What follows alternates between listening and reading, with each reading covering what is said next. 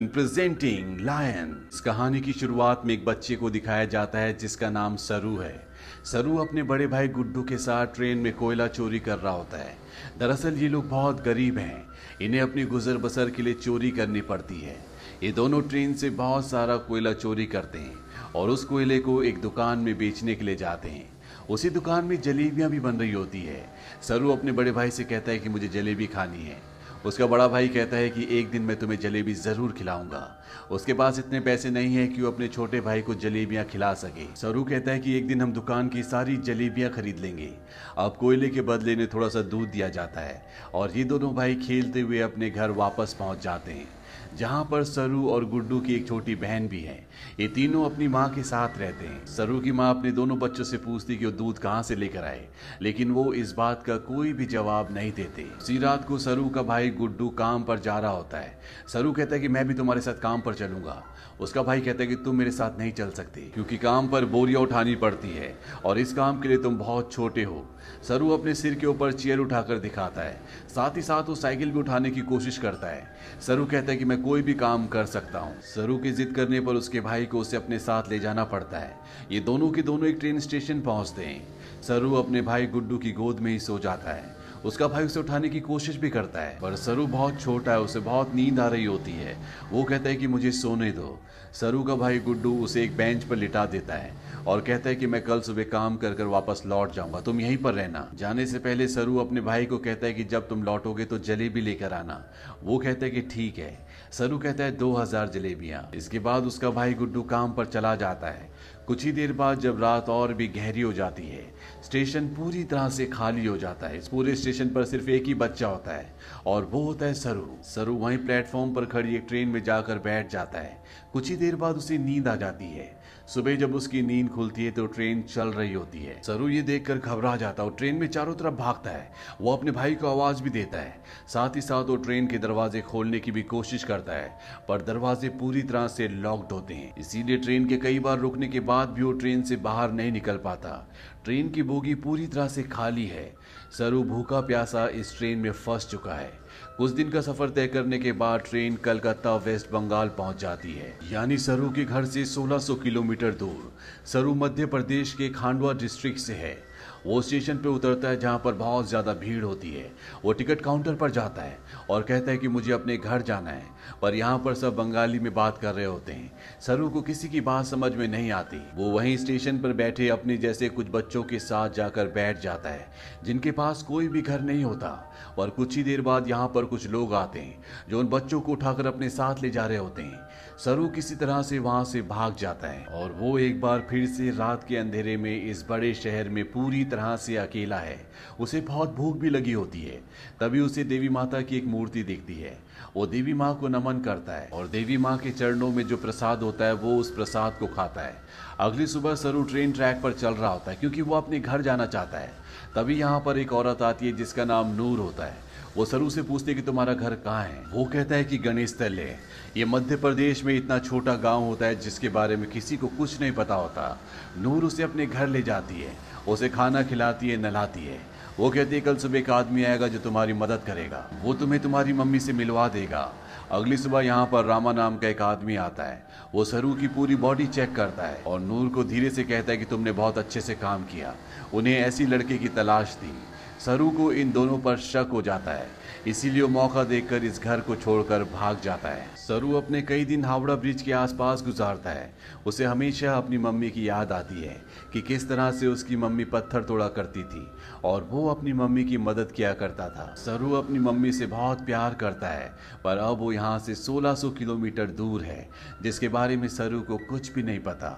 सरू को इसी तरह से यहाँ पर 2 महीने बीत जाते हैं और एक सुबह जब बारिश हो रही होती है तो वो एक कैफे के बाहर बैठा होता है।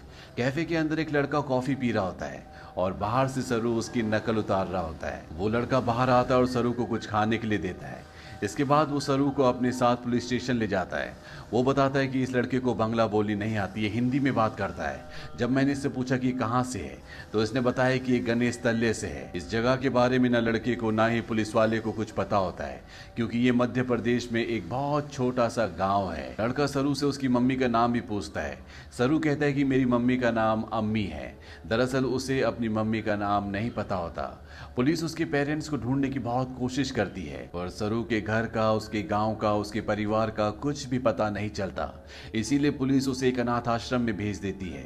सरू 3 महीने वहां पर गुजारता है और 3 महीने के बाद सरू से एक लेडी मिलने आती है जिसका नाम मिसेस सूद होता है। वो सरू को बताती है कि पिछले 3 महीनों से हम तुम्हारी अम्मी को, तुम्हारे परिवार को ढूंढने की कोशिश कर रहे हैं, पर कुछ भी पता नहीं चला। हमने न्यूज़पेपर में इश्तिहार भी दिया, जिस न्यूज़पेपर को हर रोज 1.5 करोड़ लोग पढ़ते हैं, पर इसका भी कोई फायदा नहीं हुआ। सरू कहता है कि मेरा घर यहाँ से बहुत दूर है, मैं अपनी अम्मी के पास, गुड्डू के पास जाना चाहता हूँ। मिसेस सूद कहती है कि हमने हर जगह तलाश करने की कोशिश की, अब इंतजार का कोई फायदा नहीं है। एक ऑस्ट्रेलियन कपल है जो तुम्हें अडॉप्ट करना चाहता है, वो बहुत अच्छे लोग हैं, उनके साथ तुम बहुत खुश रहोगे, तुम्हें ऑस्ट्रेलिया जाना होगा। इसके बाद मिसेस सूद सरू को अपने साथ अपने घर ले आती है, जहां पर कुछ और बच्चे भी होते हैं। मिसेस सूद सबको इंग्लिश के वर्ड, टेबल मैनर से सब कुछ सिखाती हैं और अब सरू को ऑस्ट्रेलिया भेज दिया जाता है, जहां पर मिस्टर जॉन और उनकी वाइफ सू, जिन्होंने सरू को अडॉप्ट किया होता है, उसे देखकर वो बहुत खुश होते हैं। सरू को ये अपने घर ले आते हैं। छोटे से मिट्टी के घर में रहने वाला सरू जब इस घर को देखता है तो पूरी तरह से हैरान होता है। साथ ही साथ वो बहुत गुमसुम भी होता है, क्योंकि ये देश, यहाँ की हवा, मिट्टी सब सरू के लिए पूरी तरह से नए हैं। सरू की मॉम, जिसका नाम सू है, जिसने सरू को अडॉप्ट किया है, वो सरू से इंग्लिश में कहती है कि मुझे पता है कि तुम्हारा सफर इतना आसान नहीं था, तुम मुझे इस वक्त कुछ नहीं बता सकते, पर एक दिन तुम मुझे सब कुछ बताओगे। सरू धीरे धीरे इनकी भाषा, इनका रहन सहन सीखना शुरू कर देता है। बहुत जल्द वो इन सब के साथ कंफर्टेबल हो जाता है। मिस्टर जॉन और उनकी वाइफ सू सरू से अपने बेटे की तरह प्यार करती है। वो उसकी जिंदगी में किसी तरह की कोई कमी नहीं होने देते। 1 साल बाद ये एक और बच्चे को अडॉप्ट करते हैं, जो इनके साथ एडजस्ट नहीं हो पाता। वो अपने आप को नुकसान पहुंचाना शुरू कर देता है, पर मिस्टर जॉन और उनकी वाइफ इस बच्चे को कंट्रोल करने की, समझाने की कोशिश करते हैं, क्योंकि वो इसकी मदद करना चाहते हैं। उसी रात को मिसेस सू रो रही होती है।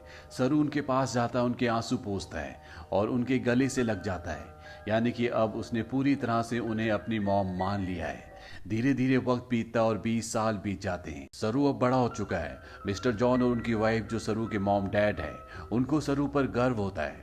वो होटल मैनेजमेंट की पढ़ाई करने के लिए मेलबॉर्न जा रहा होता है। वो अपने उस भाई से भी मिलता है जिसे मिस्टर और मिसेस जॉन ने सरू के बाद अडॉप्ट किया था, लेकिन ये दोनों एक दूसरे को पसंद नहीं करते। सरू अब होटल मैनेजमेंट की इंट्रोडक्टरी क्लास में पहुंच जाता है, जहां पर सब अपने बारे में बताते हैं। सरू कहता है कि वो अपना होटल खोलना चाहता है, साथ ही वो ये भी बताता है कि वो इंडिया में कैलकाटा से है। इसके बाद यहाँ पर जितने भी स्टूडेंट्स होते हैं वो सब के सब हाउस पार्टी रखते हैं, जहाँ पर सरू भी जाता है। यहाँ बहुत सारे इंडियन स्टूडेंट्स भी होते हैं, इसीलिए यहाँ पर खाने में बहुत सारा इंडियन फूड होता है। और सरू जब वहाँ पर जलेबियाँ देखता है तो उसे बचपन का वो लम्हा याद आ जाता है, जब उसने अपने भाई गुड्डू से जलेबी खाने के लिए कहा था और जवाब में उसके भाई गुड्डू ने कहा था कि वो उसे जलेबी जरूर खिलाएगा।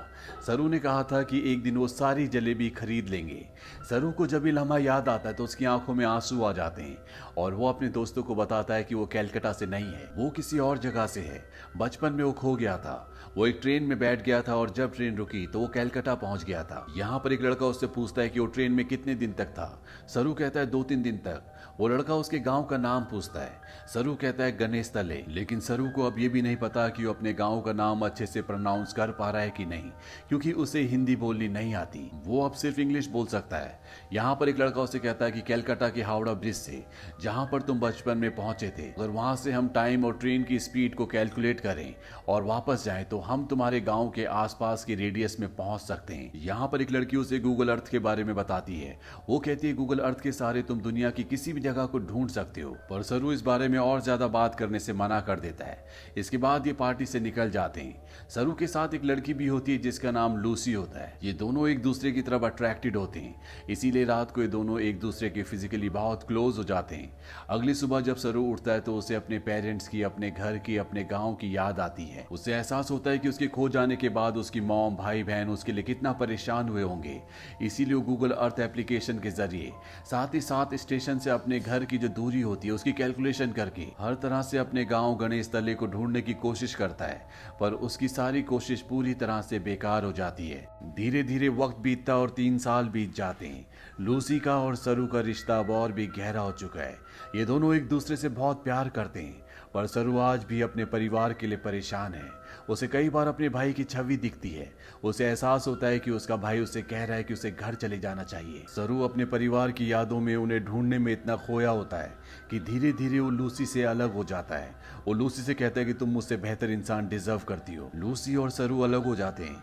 कई महीनों के बाद लूसी को सरू जब एक दिन एस्केलेटर पर देखता है तो वो उससे बात करता है। वो लूसी से कहता है कि वो उसे बहुत मिस करता है। इसके बाद एक बार फिर से दोनों एक दूसरे के बहुत क्लोज आ जाते हैं। लूसी सरू से कहती है कि तुम्हें अपनी मॉम के पास जाना चाहिए, उन्हें तुम्हारी जरूरत है। सरू अपनी मॉम के पास जाता है जिनकी तबीयत खराब होती है। सरू को आज तक ये लगता था कि उसकी मॉम ने उसे इसलिए अडॉप्ट किया क्योंकि वो कभी माँ नहीं बन सकती, पर सू सरू को बताती है कि मैं माँ बन सकती थी, पर मैंने और तुम्हारे डैड जॉन ने डिसाइड किया था कि हम 2 बच्चों को अडॉप्ट करेंगे, क्योंकि इस दुनिया में बहुत सारे ऐसे बच्चे हैं जिन्हें माँ बाप की, परिवार की जरूरत है। वो सरू को अपने बचपन का एक एक्सपीरियंस भी बताती है। वो कहती है कि मेरे डैड बहुत ज्यादा अल्कोहल पीते थे, वो एक अच्छे इंसान नहीं थे।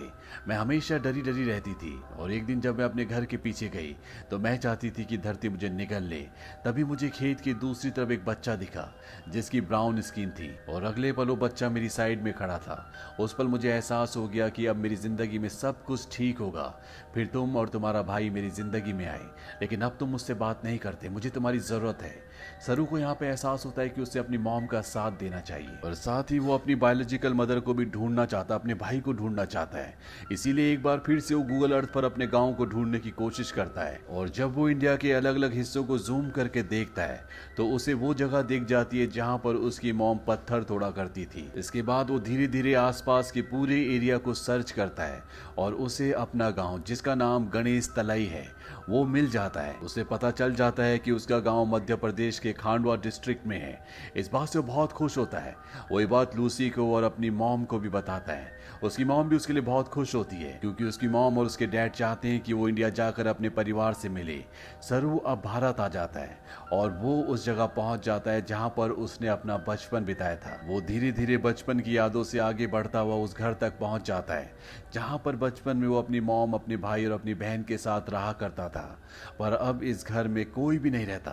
वो आस पड़ोस से पूछने की कोशिश भी करता है, पर उसकी भाषा किसी को भी समझ नहीं आती, और ना ही अब वो हिंदी समझ सकता है। तभी वहां पर एक आदमी आता है जिसे इंग्लिश आती है। सरू उसे अपने भाई का और अपनी बहन का नाम बताता है। उससे पूछता है कि जो परिवार पहले इस घर में रहता था अब वो कहाँ चला गया, पर वो आदमी उसकी बात का जवाब नहीं देता, वहां से चला जाता है। पर कुछ ही पलों के बाद वो लौट कर आता है और सरू को इशारा करता है। सरू जब उस तरफ जाता है तो वो देखता है कि सामने से एक बूढ़ी औरत आ रही होती है, और ये औरत और कोई नहीं बल्कि वो होती है जिसकी गोद में सरू ने अपना बचपन बिताया था।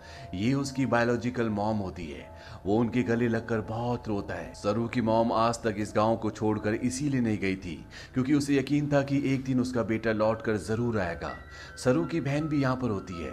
वो अपनी बहन को अपने गले से लगा लेता है, पर सरू अपने भाई से मिल नहीं पाता। उसे पता चलता है कि जिस रात वो अपने भाई के साथ काम पर गया था, पर सरू को नींद आ रही थी, इसीलिए उसके भाई ने उसे बेंच पर सुला दिया था। और जब उसका भाई जा रहा था तो सरू ने अपने भाई से कहा था कि सुबह जलेबी लेकर आना। उसी रात को उसके भाई गुड्डू की एक ट्रेन दुर्घटना में मृत्यु हो गई थी। यानी कि एक माँ ने एक ही रात में अपने दोनों बेटों को खो दिया था, पर उसकी उम्मीद, ईश्वर पर उसकी आस्था थी, जो इतने सालों तक वो अपने छोटे बेटे सरू का इंतजार करती रही। और आज 25 सालों के बाद उसका बेटा वापस लौट आया। सरू इसके बाद ऑस्ट्रेलिया में अपने मॉम और डैड को कॉल करता है। वो उन्हें बताता है कि मुझे मेरा परिवार मिल गया, पर इससे कुछ भी नहीं बदलता। आज भी आप मेरे लिए वही हो जो पहले थे, आप मेरे मॉम डैड हो। इसके बाद सरू उन सभी जगहों पर जाता है जहां पर वो अपने भाई के साथ खेला करता था, और इन जगहों पर जाकर उसे अपने बचपन की याद आ जाती है जब वो इन्हीं रास्तों पर अपने भाई के साथ चला करता था। सरू को यहाँ पर एक और बात पता चलती है कि उसका नाम सरू नहीं बल्कि शेरू है, जिसका मतलब होता है लायन। अंत में हमें कुछ रियल फुटेज दिखाई जाती है जिसमें सरू के वो माँ बाप जिन्होंने उसे अडॉप्ट किया था वो इंडिया आते हैं। इंडिया में सरू की जो असली बायोलॉजिकल मॉम होती है वो उन्हें अपने गले से लगा लेती है। तो ये थी सच्ची कहानी सरू की। ऑफिशियल रिपोर्ट्स के मुताबिक पता चलता है कि भारत से हर साल 80,000 बच्चे गायब होते हैं, लेकिन उसमें से 1% भी बच्चे ऐसे नहीं हैं जिनकी किस्मत सरू की तरह हो।